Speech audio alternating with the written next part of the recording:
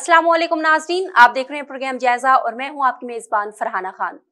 नाजरीन, इस वक्त मुल्क में जो सियासी और मुआशी सूरत हाल है उस पे सिवाय पाकिस्तान की सियासी जमातों के अलावा हर बंदे को कंसर्न है। हर आम पाकिस्तानी सोचता है कि इस वक्त जो पाकिस्तान की सियासी सूरत हाल है, सियासत है, जो पाकिस्तान की मईशत है, कहाँ जा रही है, लेकिन सियासी हुक्मरान जो हमारे हैं उनका कुछ अता पता नहीं है। अगर बात कर ली जाए वजीर आजम की, जो इक्तदार में इस वक्त पार्टी है, मरकजी अगर पार्टी है, तो उसकी बात कर ली जाए तो उनके दौरे ही खत्म नहीं हो रहे। एक मुल्क से दूसरे मुल्क की जानिब, दूसरे मुल्क से तीसरे मुल्क की जानिब, अपने अवाम का कुछ पता नहीं, लेकिन दूसरे के अगर थोड़े से फौतगी हो जाती है, सबको अल्लाह ताला के पास जाना है, वहां पे सबसे पहले पहुंच जाते हैं। और अगर बात कर लीजिए दूसरी पाकिस्तान की सबसे बड़ी जमात की, तो उनको जलसों से ही फुर्सत नहीं है। जी हाँ, आप बिल्कुल सही समझे, मैं बात कर रही हूँ इमरान खान साहब की, जो कि मुसलसल इक़्तिदार से बाहर जाने के बाद जलसे जुलूस किए जा रहे हैं। उनको इस चीज से कोई चीज भी स्टॉप नहीं कर सकी, चाहे वो पाकिस्तान की अबतर सियासी सूरत हाल हो, बिगड़ती मौशी सूरत हाल हो, या फिर वो सैलाब हो। इस वक्त हम बात करेंगे मुल्क की सियासी सूरत हाल पे। हमारे साथ मौजूद हैं सीनियर नायब सदर हैं पीटीआई मुल्तान के, और इसके अलावा पीटीआई कोर कमेटी के मेंबर भी हैं डिस्ट्रिक्ट मुल्तान से, चौधरी इब्रार हुसैन साहब। अस्सलाम वालेकुम सर, सबसे पहले तो मैं आपको वेलकम कहती हूँ आपके अपने प्रोग्राम में। कैसे हैं आप? जी वालेकुम सलाम, बहुत शुक्रिया, अल्लाह का बहुत करम दुआ है। सर, सियासी और मुआशी सूरत हाल आपके सामने है। पाकिस्तान की सियासी सूरत हाल पे आपका क्या कहना है? कौन जिम्मेदार है इसका? सियासी सूरत हाल, अदम इस्तेकाम जो इस पाकिस्तान में आया हुआ है वो आपके सामने है। जो गुज़श्ता 73 सालों और 72 सालों में पाकिस्तान के साथ हो रहा है, और उसके बाद आज अगर इमरान खान आया है और वो उसने अवाम की या गरीब लोगों की या पाकिस्तान की खुद मुख्तियारी की, तरक्की की, इनकी इज़्ज़त की बात की है, तो सारे ये आपके सामने 12 और 13 जो पार्टियां हैं, पीडीएम, ये मिल के जो है इन्होंने अदम इस्तेकाम पैदा कर दिया। सियासी सूरत हाल में आप ये देखें, मौजूदा सूरत हाल आप देख लें, पाकिस्तान के अंदर एक सैलाब जैसी एक आफत आई है, और जितने भी सैलाब ज़दगान हैं, हम इनके दुख में और इनके तमाम नुकसान में बराबर के शरीक हैं, और मैं अल्लाह ताला से दुआ भी करता हूँ कि बहुत जल्द इनकी जो है वो रिकवरी हो जाए। क्या सिर्फ ये कह देना काफी है कि हम सैलाब ज़दगान के दुख और दर्द में बराबर के शरीक हैं? पाकिस्तान तहरीक इंसाफ अमली तौर पे सैलाब ज़दगान के लिए क्या कर रही है इकदाम? देखें, बिल्कुल ये काफ़ी नहीं है। हकीकतन मैं आपको एक बात बताता हूँ। देखें, अल्लाह की तरफ से एक आफत आ गई है। अब हम इमरजेंसी के हालात में क्या कर सकते हैं? सबसे पहला आपका पॉइंट क्या होता है कि आपने जो सैलाब में डूबे हुए लोग हैं उनको आप हिफाजती मकामात पर लेके जाते हैं। दूसरा ये होता है कि आप उनको खुराक मुहैया करते हैं ताकि वो अपनी रूटीन की जो लाइफ है उसको चला सकें।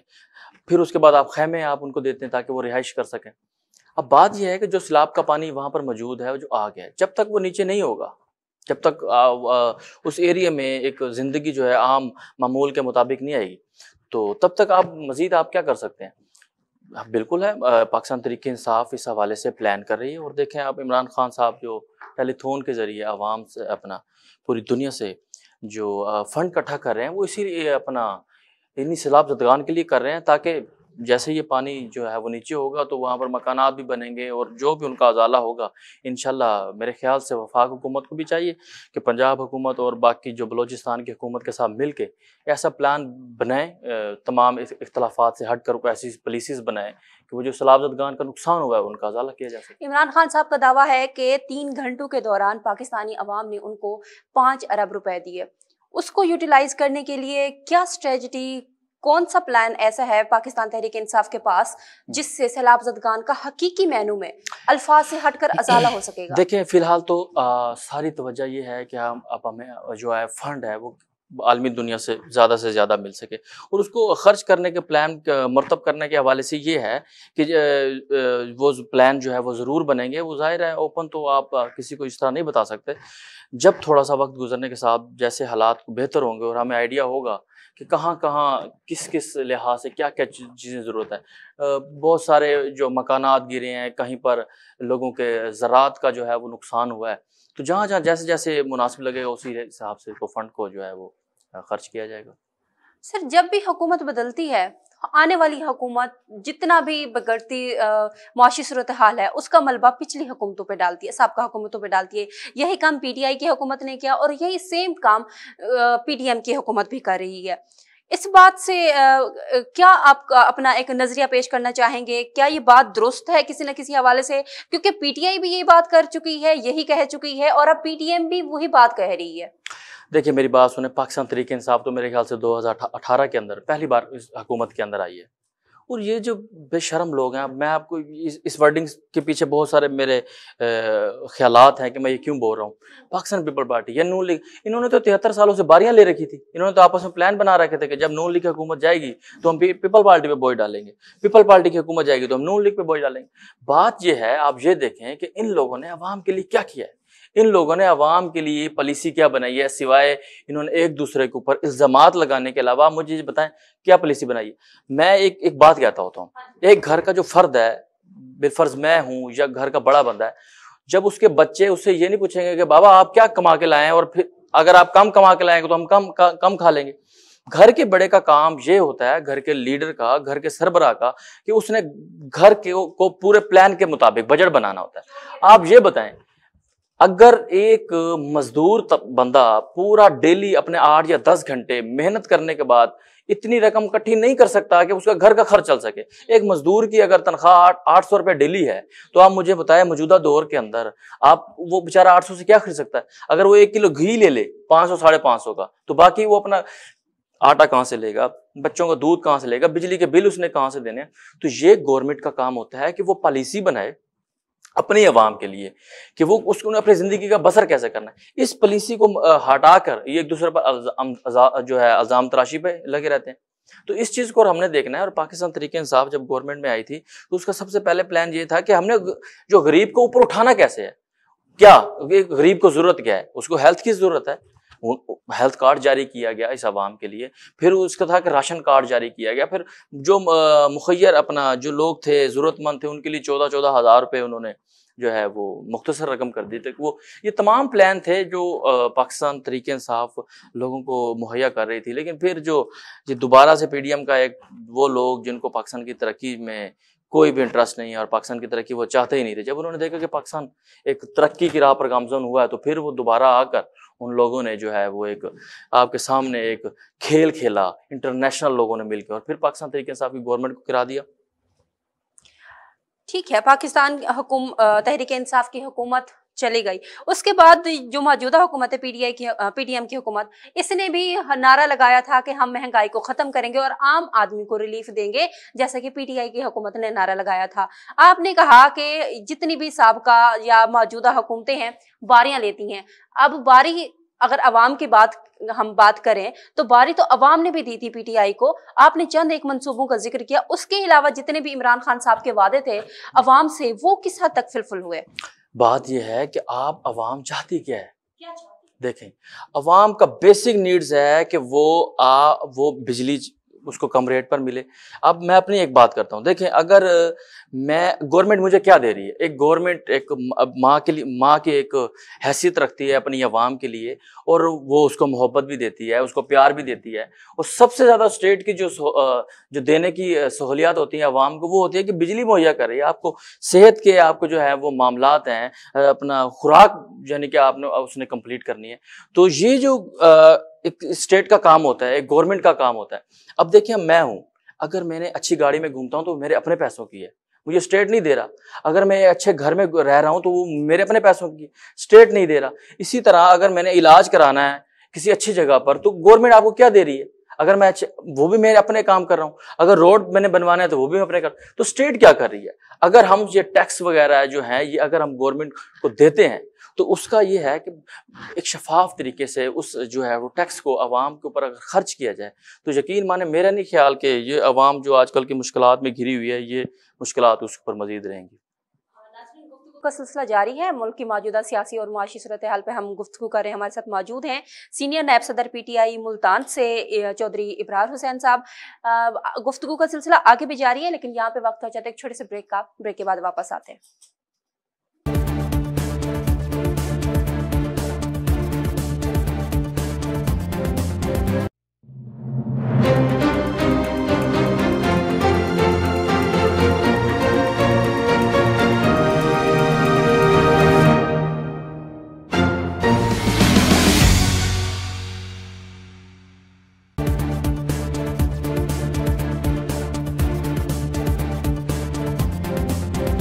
वेलकम बैक नाजरीन। हमारे साथ मौजूद हैं चौधरी इब्रार हुसैन पीटीआई से। गुफ्तगू कर रहे हैं हम मुल्क की सियासी और मुआशी सूरत हाल पे। इब्रार साहब, इस वक्त कोई शक नहीं है कि हुकूमत से जाने के बाद इमरान खान साहब की जो पॉपुलैरिटी है उसमें इतना इजाफा हुआ है कि शायद ही कभी पहले ऐसा हुआ हो माजी में किसी भी हुक्मरान के साथ। उसके बाद हमने देखा कि सैलाब आया और सैलाब के बावजूद भी इमरान खान साहब ने उसी सियासत को जारी रखा जो कि उनका एक राइट है, इस बात से किसी को इनकार नहीं है। लेकिन आपको नहीं लगता कि इस वक्त जब मुल्क की 70% आबादी जो कि सैलाब से मुतासर है, उस आबादी को सबसे ज्यादा इमरान खान साहब की जरूरत है, उनकी हमदर्दी की जरूरत है, मदद की जरूरत है, ऐसे में वो जल्द से जुलूस कर रहे हैं? आपको लगता है कि इसकी वजह से इमरान खान साहब की जो एक पॉपुलैरिटी है उस पर कोई असर पड़ेगा? देखिए, यहाँ आपने के दो क्वेश्चन है। एक तो ये है कि आपने बोला है कि इमरान खान की पॉपुलैरिटी जो है वो बढ़ी है। अब मैं यहाँ आपको एक चीज़ बताता हूँ। ये जो कौम है, हम मुसलमान लोग हैं, हम ला इलाहा इल्लल्लाह पे बिलीव करने वाले बिल्कुल ऐसा ही। हम लोग अपनी जो है वो तारीख भूल चुके थे कि हम किसके मानने वाले हैं, हम किस चीज़ को मानने वाले, ला इलाहा इल्लल्लाह को मानने वाले हैं, नबी करीम सल्लल्लाहु अलैहि वसल्लम को मानने वाले हैं। हमारे लीडर कौन थे? हमारे लीडर थे सलाहुद्दीन अय्यूबी, खालिद बिन वलीद, नूरुद्दीन जंगी जैसे लोग। हम अपनी तारीख को भूल गए थे। हमें ये बताया गया कि भाई आप गुलाम हैं, हमें ये बताया गया कि आप वेंटिलेटर पे हैं, आपके मालिक अमेरिका हैं। अगर अमेरिका चाहेगा तो आप जिंदा हैं, अगर वो चाहेगा तो आप मर जाएंगे। मतलब इस तरह की हमारी जो है वो माइंड काउंसलिंग की गई कि हम अपनी तारीख भूल गए थे। वो शख्स जिसने आपको आके बताया कि ला इलाहा इल्लल्लाह पे बिलीव रखना है आपने, ला इलाहा इल्लल्लाह पे बिलीव रखने का मतलब ये है कि आप जिंदगी और मौत के खौफ से आगे चले जाते हैं, आप रिस्क के खौफ से आगे चले जाते हैं। आपकी इज्जत और वकार की बात की, उसने आपको बताया कि आप कोई कीड़े मकोड़े नहीं है, आप एक इज्जतदार कौम है और ला इलाहा इल्लल्लाह के मानने वाले हैं। तो आप इस दुनिया के ऊपर हैं, हुक्मरानी करने के लिए आए हैं, ना कि गुलामी करने के लिए। जब लोगों को खान साहब ने ये बावर कराया कि यार ये गलियां, ये मोहल्ले की सियासत, कि कोई लोग आता है आपके पास, आपको कहता है कि जी आपका हम गटर बना देते हैं, कोई लोग आता है जी आपकी गलियों को सोलंग लगा देते हैं और आप उसको वोट देते थे। नहीं, आप इसके लिए तो आए नहीं थे, आप इस दुनिया के ऊपर हुकूमत करने के लिए आए थे। आप इस चीज से निकलें और ला इलाहा इल्लल्लाह पे बिलीव करें, आप एक इज्जतदार कौम है। तो जब लोगों को आप इज्जत देने की बात करते हैं, जब लोगों को आप ये बावर कराते हैं कि आपको कीड़े मकोड़े नहीं है, आप एक आला दर्ज, अल्लाह पाक ने आपको अशरफुल मखलूकात कहा है ना। अशरफुल मखलूकात का मतलब है कि आप तमाम मखलूकों से ऊपर है। तो फिर ये लोग कौन होते हैं हमें कहने वाले कि आप गुलाम हैं, आप वेंटिलेटर के ऊपर हैं, आपका जो है वो ऑक्सीजन जो है वो अमेरिका देता है। जब लोगों को आप इज्जत देने की बात करते हैं, जो खान साहब ने दी है, जो शऊर दिया है खान साहब ने, यूथ को दिया है, अवाम को दिया है, ये शऊर जो देना था, जो घर घर में इमरान खान का बयानिया देना था, ला इलाहा इल्लल्लाह वाला, ये सबसे मुश्किल काम था। जब ये हर घर में पहुंच गया है, तो अब तो आप ये देखें खान साहब के जो जलसे होते हैं, आप मुझे ये बताएं, वो 6 साल की बच्ची से आप सवाल तो करें कि आप किसको सपोर्ट कर रही हैं और क्यों कर रही हैं। आपको जब वो जवाब देगी तो आपको अंदाजा होगा कि शऊर की क्या हैसियत हो चुकी है। आप जवान को देखें, आप एक नौजवान को देखें कि वो क्या चाहता है। वो कहता है कि यार एक नौजवान चाहता है कि अगर मैं अपनी जिंदगी में अगर इस पाकिस्तान के लिए कुछ ना कर सके तो मेरी आने वाली औलाद एक इज्जतदार जिंदगी गुजारेगी इसी पाकिस्तान के अंदर। और बूढ़ों को आप देख लें, वो भी। तो जब आप लोगों को इज्जत देने की बात करते हैं तो लोग आपको बदले में क्या देते हैं? इज्जत देते हैं, मोहब्बत देते हैं। ये वजह है, ला इलाहा इल्लल्लाह की वजह है कि इमरान खान की मकबूलियत ऊपर गई। दूसरी बात, आपका ये क्वेश्चन है कि एक तरफ अल्लाह पाक की तरफ से आफत आ गई सैलाब, और दूसरी तरफ उसी तरह इमरान खान करोड़ों रुपए जलसे कर रहा है, करोड़ों रुपए। आप एक नेकी को दूसरी नेकी के साथ मिलाकर जो है एक को ऊपर नीचे का दर्जा नहीं दे सकते। आप मिसाल के तौर पर अब पिछले दिनों इशू चला हुआ था, अब आप ये कहें कि कुर्बानी आप देते हैं 1 लाख रुपए के जानवर की, बिल फर्ज बकरा ईद के ऊपर, तो आप वो कुर्बानी ना दें और ठंडे पानी का कूलर लगा दें जो सालों साल पानी देगा। आप मुझे ये बताएं कि ये वो भी नेकी का काम है और जो आप कुर्बानी देते हैं ये भी अल्लाह का हुक्म है। तो आप इसके ऊपर उसको फोके दे सकते हैं, एक नेकी को दूसरी नेकी के ऊपर। बात यह है, एक तरफ अल्लाह पाक की तरफ से आफत आ गई है, हम उसको हैंडल कर रहे हैं। आप ये देखें हर हफ्ते टेलीथॉन हो रहा है और लोग अरबों रुपए दे रहे हैं सैलाब ज़दगान के फंड के लिए और उनकी रिकवरी के लिए। दूसरी तरफ हमने इनका मुकाबला नहीं करना, चोरों और डाकों का, इंटरनेशनल मीडिया का मुकाबला नहीं करना, इन काफरों का मुकाबला नहीं करना जो हमारे ऊपर चढ़ दो रहे हैं। हमें जो है वो एक कर्जे के नीचे दबाकर हमारी शख्सियत को ये खत्म करने पे तुले हुए हैं। आप ये देखें हर दौर के अंदर, तारीख से लेकर अब तक, जब भी मुसलमान के अंदर एक ऐसा लीडर पैदा हुआ है जिसने इस कौम को उठाने की बात की है, अंग्रेजों ने उसके ऊपर कोई ना कोई जो है वो ऐसा बना के आफत उसके ऊपर नाजिल किया हुआ है। आप ये देखें कि सऊदी अरब चाहे मतलब कि आप इससे भी पीछे अगर आप तारीख में चले जाएं तो सल्तनत उस्मानिया के अंदर भी इन्होंने ये किया, जब पूरे होल्ड किया मुसलमानों ने इस दुनिया के अंदर, तो तब भी अंग्रेजों ने साथ मिलाकर और अरबों को साथ मिलाकर पैदा किया। शाह फैसल सऊदी अरब के अंदर एक वाहिद लीडर था जिसने इस कौम को उठाने की कोशिश की, मुसलमानों को, उनको बताया था ला इलाहा इल्लल्लाह का बिलीव। यकीनन आपकी बात बिल्कुल दुरुस्त है। हमारे जो असलाफ गुजरे हैं, हमारी जो तारीख है बहुत ताबनाक है मुसलमानों की, उसको कहीं ना कहीं हम बिल्कुल यकसर फरामोश कर चुके हैं। लेकिन एक तरफ अमेरिकन मुखालिफ बयानिया है पीटीआई का, इमरान खान साहब का, दूसरी जानिब अमेरिकन साबिक सफीरों से पीटीआई हुक्मरानों की जो पीटीआई जो रहनुमाएं उनकी मुलाकातें भी जारी हैं। ऐसे में अगर ऐसी बातें आती हैं अवाम के सामने, जो इमरान खान साहब की पॉपुलैरिटी है, अवाम कुछ तो सोचते होंगे कि एक तरफ हमें कहा जाता है कि अमेरिकन ऐसे हैं, अमेरिका ऐसे है, दूसरी जानिब अमेरिका के ही लोगों से, अमेरिका के ही साबिक ओहदेदारान से छुप छुप के मुलाकातें की जा रही हैं। इसके पीछे क्या वजह है और आप क्या कहना चाहेंगे इस हवाले से? एक चीज तो मैं आपको बता दूं, आप हकीकत के ऊपर रिलाय करें, आपको दो पहलू नजर आएंगे। एक बात यह है कि हम किसी की गुलामी नहीं करना चाहते, हम किसी के गुलाम बन के किसी के साथ ताल्लुक नहीं रखना चाहते, बराबरी के साथ ताल्लुक रखना चाहते हैं। आप मिले अमेरिका से, अमेरिका के अंदर क्या बुराई है? अगर वो हमें गुलाम बनाता है तो हम गुलाम नहीं बनेंगे, हम ला इलाहा इल्लल्लाह पे बिलीव करने वाले लोग हैं। लेकिन आप ये देखें अमेरिका ने अपनी कौम के लिए क्या किया। आपको पता है पूरी दुनिया एक साल के अंदर 100 अरब डॉलर कमाती है, 100 अरब डॉलर। उसके अंदर एक अमेरिका जिसकी आबादी भी पाकिस्तान से शायद कम है, वो 43 अरब डॉलर कमाता है, अपनी आवाम के लिए कमाता है ना। तो इसमें क्या बुराई है? वो एक अच्छी कौम है, वो एक अच्छा मुल्क है, उनकी इकोनॉमी अच्छी है, उन्होंने अपने आप को बहुत बिल्ड किया है, जो मुसलमानों को करना चाहिए था, जो काम मुसलमानों की मिरास था। अभी ये कमी तो मुसलमानों के अंदर है ना, इसमें अमेरिका का तो कोई कसूर नहीं, कोई कसूर नहीं है। तो हम तो अपने लीडरों को कोसते हैं ना, जो उनकी गुलामी करते हैं जाके, जो हमें ये कहते हैं कि आपके तो गर्दन के ऊपर पाऊं अमेरिका का है। हम तो अपने लीडरों के खिलाफ है ना आज। अगर आज सैलाब जदगान की एक तरफ हम मदद करने की बात करते हैं, दूसरी तरफ हमने इनको भी तो काबू करना है ना, जो हमारे नाम ने लीडर चोर डकैत बने हुए हैं। आप ये बताएं मुझे, अरबों रुपया यहां से इस कौम का लूट के बाहर लेके गए हुए हैं और उनको वापस लाने की बारी आती है तो इनकी जान निकलती है। हम तो इन लीडरों के खिलाफ है, अमेरिका के एंटी तो हम है ही नहीं। अमेरिका के एंटी ये गुलाम है, वो इनको जब आर्डर देते हैं कि अपनी कौम का गला घूंट दें, हम उस बयाने के खिलाफ है, हम अमेरिका के तो खिलाफ नहीं है। चलिए, यानी कि आप क्लियरली कह रहे हैं कि आप अमेरिका के हरगिज खिलाफ नहीं है।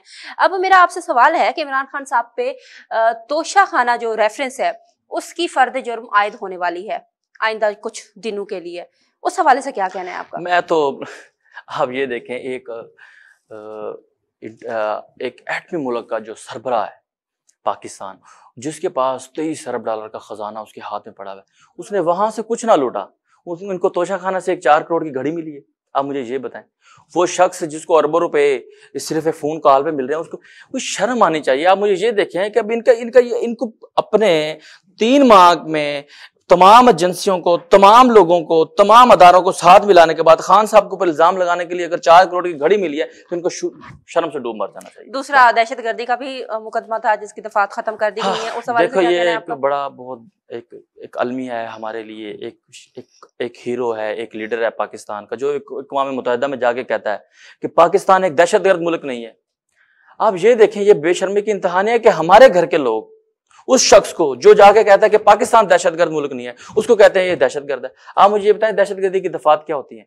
क्या कत्ल कर दिया किसी का, क्या किसी के घर घुस गए, मार दिया किसी को, या कोई क्या नुकसान क्या इस कौम का दहशतगर्दी? अच्छा, अगर दहशतगर्दी की दफात लगी है तो मैं आपकी इत्तला के लिए शायद आपको इल्म ना हो, ये कल हाई कोर्ट ने फैसला भी कर दिया है कि वो दहशतगर्द दफात खत्म कर दिया। तो ये सिर्फ जो मैं आपको एक बात बताता हूँ, सिर्फ ये एक पर्सनल जो आप कहते हैं दुश्मनी की मानद है। इस जो खान साहब की रफ्तार है तरक्की की और जो उस कौम को लेके जाना, उसको कम करने के लिए जो है ये तमाम हथकंडे इस्तेमाल किए जाते हैं। बाकी इसके अलावा इनमें कोई सच्चाई नहीं है। आखिरी सवाल मेरा आपसे ये है कि मुल्तान के NA 157 में ज़िमनी इलेक्शन में वाइस चेयरमैन जो है PTI के शाह महमूद कुरैशी ने, उन्होंने अपनी बेटी को मैदान में उतारना मुनासिब समझा, जबकि PTI के अंदर कई ऐसे सीनियर कारकुनान मौजूद हैं जिनको ये टिकट सूट करती थी। ऐसे में जो आम कारकुनान है PTI के, क्या सोचेंगे इस हवाले से और क्या तासुर जाएगा? अच्छा देखें, इसमें 2 चीज़ें आती हैं। एक तो ये सवाल है कि लोग कहते हैं कि मरूसी सियासत। देखिए, मरूसी सियासत क्या होती है? मरूसी सियासत ये होती है कि आप एक पार्टी के सरबराह हैं और आपकी बेटी जो है वो उसकी नायब सरबराह है, ठीक है, और फिर वो MNA का इलेक्शन भी लड़ती है, और ये तो है मरूसी सियासत। मरूसी सियासत ये होती है कि आपकी वालदा प्राइम मिनिस्टर है तो फिर उसके बाद आपका बेटा ही प्राइम मिनिस्टर है, या आपका बाप जो है वो प्राइम मिनिस्टर है तो फिर आपका बेटा ही प्राइम मिनिस्टर है। ये होती है मरूसी सियासत। आप मुझे ये बताएं, जैन या मेहर बानो कुरैशी जो शाह महमूद कुरैशी की बेटी है, ये इसमें कहाँ मरूसी सियासत आ गई? इनके बाप का कोई वजीर आज़म रह चुका है या कोई पार्टी का सरबराह है जो अपने बेटों को आगे लेके आ रहा है? एक घर के अंदर आप 10 भी सियासतदान बना सकते हैं। क्राइटेरिया देखें ना, आप ये देखें कि अपना क्राइटेरिया बनाएं कि किस क्राइटेरिया के ऊपर आपने किसी को टिकट देनी है या पाकिस्तान की नुमाइंदगी देनी है। मेरे ख्याल से अल्हम्दुलिल्लाह पढ़ा लिखा है, उनकी बेटी भी पढ़ी लिखी है, जहन भी पढ़ा लिखा है। आप अगर मैं कहता हूं कि 2 लोग इनके घर में और भी हैं और वो इस कैलिबर के हैं, वो इतने मैच्योर हैं, वो स्टेटस के लोग हैं, तो वो बिल्कुल सियासत में है। दूसरी बात जो मेहर बानो की आपने की है कि वो एनए का इलेक्शन लड़ रही है और कोई और बंदा नहीं था। देखिए ये एक टीम होती है। अगर एक खिलाड़ी होता है कि 11 बंदों की टीम है, अगर क्रिकेट में या कोई भी खेल है वो खेल रहे, तो ये कप्तान का फैसला है कि उसने किस बैट्समैन को किस नंबर पे खिलाना है। अब मुखालिफ लोग कहें जी आप एक बॉलर है, जैसे कोई हसनैन शाह है, मोहम्मद हसनैन है, उसको आप, लेकिन टीम में जितने भी आपके खिलाड़ी हैं उनको एक्सपीरियंस भी तो होना चाहिए, तजर्बा भी तो होना चाहिए। मेहर बानो कुरैशी तो कभी भी अपने हल्के में नहीं गई, कभी भी नहीं गई, सिवाय इस इलेक्शन कैंपेन के दौरान। बिल्कुल हल्के में नहीं गई। लेकिन ये देखें कि खान साहब का जो बयानिया है, क्या उस बयानिया पे ऊपर वो पूरा उतर रही है? क्या वो मजीद, क्या पार्टी के अंदर बयानिया ही लाजिम है? अवाम के जितने भी मसाइल है उसके बारे में जानना कोई इंपॉर्टेंस नहीं रखता। देखें ये जो बयानिया है ये क्या है? ये अवाम को सहूलत देने का तो बयानिया है। इस गुफ्तगू को हम जारी रखेंगे और इसी सवाल से ही ब्रेक के बाद वापस आएंगे और गुफ्तगू जारी रहेगी। नाजरीन, यहाँ पे वक्त हो जाता है ब्रेक का।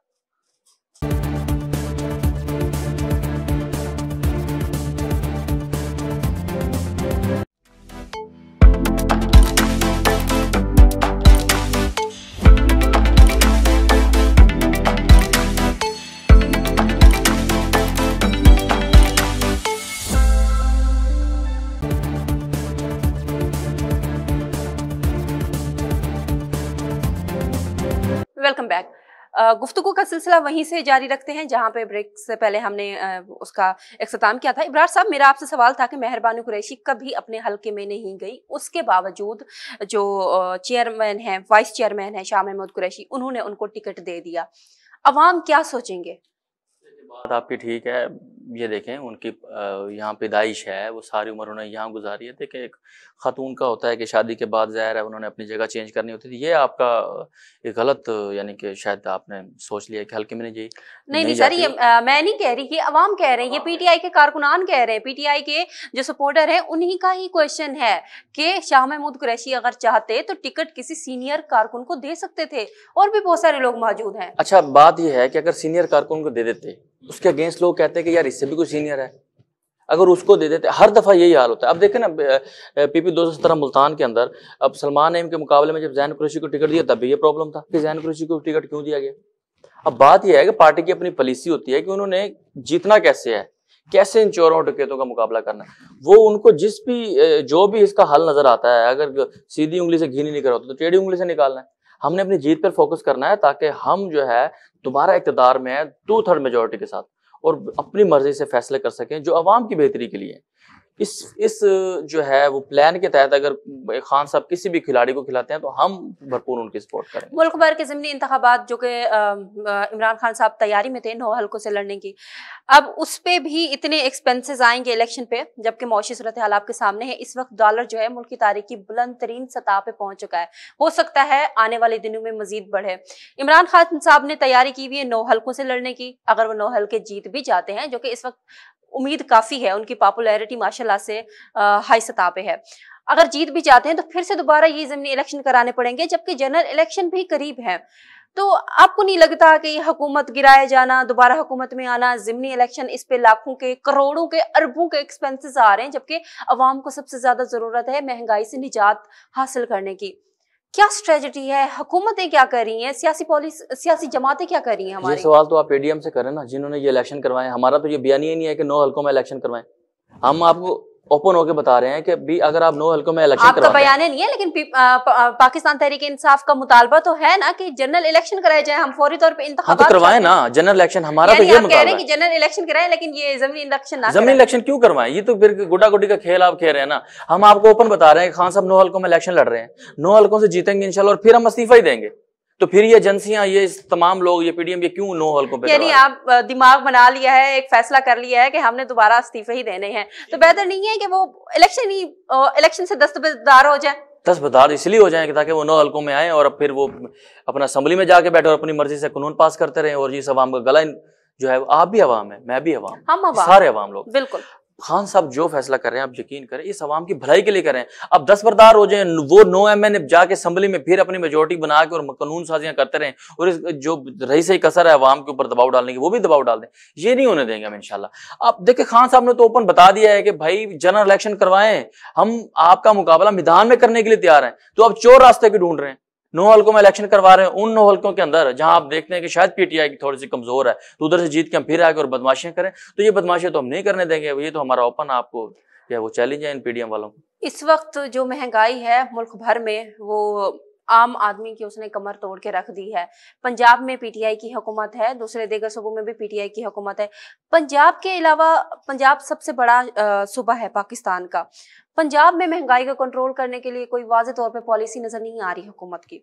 इस हवाले से क्या कहना है आपका? देखिए, मैं आपको एक अर्ज ये करता चलूँ, आप जितने मर्जी आंख मचोली खेलते रहें, पंजाब में गवर्नमेंट पीटीआई की है, केपीके में है, वफाक में उनकी है। इसका जो मेन हल है वो ये है कि आप जनरल इलेक्शन करवाएं। मैं आपको हकीकत बता रहा हूँ, मैं आपको आंख मचोली या इस तरह की बात नहीं करना चाहता। जनरल इलेक्शन करवाएं, एक कारआमद जो अवाम की पसंदीदा हुकूमत है वो आए गवर्नमेंट के अंदर, और फिर उसने डील्स करनी है आलमी लोगों के साथ। देखें, अगर अमेरिका आपको बिलफर्ज नहीं दे रहा पेट्रोल 150 रुपए पर लीटर के ऊपर, तो रूस आपको दे रहा है ना 100 रुपए में, आप क्यों नहीं ले रहे? आप इतने कमजोर हैं, एटमी मुल्क होने के, एटमी मुल्क हैं, आप इतने कमजोर हैं कि आप ईरान से तेल क्यों नहीं खरीदते 15 रुपए लीटर में? ये जो फैसले हैं ना, ये एक मजबूत लीडर, मजबूत असाब का लीडर जो करप्ट नहीं होगा, जो अपनी अवाम का सोचेगा, जब तक वो लीडर नहीं आएगा और ये मुआहदे आलमी दुनिया के साथ नहीं होंगे, आप मुझे ये बताएं महंगाई कैसे कंट्रोल होगी? नहीं हो सकती। इसका वाहिद हल है, मैं आपको ये बता दूं, एक कमरे के अंदर आप बैठ के आप फैसला करें कि मैं जो है ना पूरे मुल्तान शहर को ठीक कर दूंगा, ये नहीं होगा। इसका वाहिद हल जनरल इलेक्शन है। जनरल इलेक्शन में जाएं, मजबूत लीडर को लेके आए, वो आलमी सतह पर जाकर कोई पॉलिसीज बनाएगा, लोगों के साथ मेल मिलाप करेगा, और तभी इस महंगाई की जो है वो शरह में कमी आएगी। प्रोग्राम के इख्तिताम में इसी सवाल पे करूंगी कि इस वक्त जो पंजाब में पीटीआई की हुकूमत है वो भी खतरे में है। सुनने में आ रहा है कि तहरीक अदम एतमाद लाने की तैयारी कर रही है पीडीएम की हुकूमत।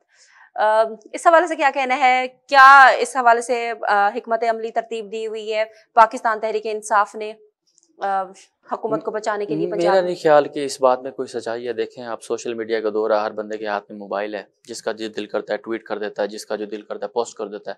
तो ये भी इसी की एक कड़ी है। मेरा नहीं ख्याल कि पंजाब हुकूमत किसी खतरे में है, और अगर किसी खतरे में अगर आई है नेक्स्ट हो, तो हम इस तरह के खतरात से निपटने का अच्छा जो है ना तजर्बा भी रखते हैं, और भरपूर तरीके से तजर्बा शायद वो वफाकी हुकूमत की वजह से रखते होंगे, क्योंकि तब भी इमरान खान साहब और जितने भी पार्टी कारकुनान है वो भी यही कहते थे कि इससे कुछ नहीं होने वाला, ये चुनचू का मुरब्बा पीडीएम। ये तो अब देखें ना, हमारी बदकिस्मती है। आप यकीन करें, जिस लेवल पर वो एक प्लान तरतीब दिया गया, और हमारे घर के जो है लोग लीडर मिलकर, आलमी दुनिया के साथ मिलकर अगर किसी एक ऐसे लीडर को गिराना चाहते हैं जो अवाम में मकबूल है, अवाम की बात करता है, तो फिर ये हमारे लिए, सबके लिए शर्म का मुकाम है। बेशक मैं पीटीआई का रुकन हूँ, या आप अवाम है, या जो भी आप मीडिया से वाबस्तगी रखती हैं, ये हम सबके लिए शर्म का मुकाम है कि देखें, फिर तो बहुत से प्राइम मिनिस्टर्स, बहुत से पाकिस्तान आलमी दुनिया के लीडर कत्ल भी होते आए हैं, हम उन पे भी आवाज़ उठाते हैं। ये हंसने की कोई बात नहीं है, हमारे लिए, आप सबके लिए एक सोचने की बात है, शर्म के मुकाम की बात है कि एक लीडर ऐसा जो अवाम की बात करता है, आप उसको गिरा देते हैं, और पॉलिसीज बना के और बैक डोर के आप जो है वो प्लान्स करके। तो ये हम सबको सोचने की बात है, और इस चीज़ के लिए देखें ना, अब हम प्लान कर रहे हैं इंशाल्लाह अवाम की मदद के साथ हम 2/3 मेजोरिटी लेके आएंगे, और भरपूर तरीके से अवाम की नुमाइंदगी करेंगे, आलमी दुनिया के अंदर भी और पाकिस्तान के अंदर भी। अवाम भी यही चाहते हैं कि उनकी भरपूर नुमाइंदगी की जाए आलमी दुनिया के अंदर। अवाम चाहते हैं कि उनके जितने भी फैसले हैं उनकी मर्जी से हों और उनके मुल्क में हों, ना कि लंदन में बैठ के हों या ना किसी और मुल्क में बैठ के हों। नाजरीन, प्रोग्राम का वक्त खत्म हो जाता है। इंशाल्लाह आप लोगों से अगले प्रोग्राम में किसी नए टॉपिक के साथ मुलाकात होगी। तब तक अपनी मेजबान फरहाना खान को इजाजत दीजिए और अपना बहुत सारा ख्याल रखिए। अल्लाह हाफिज।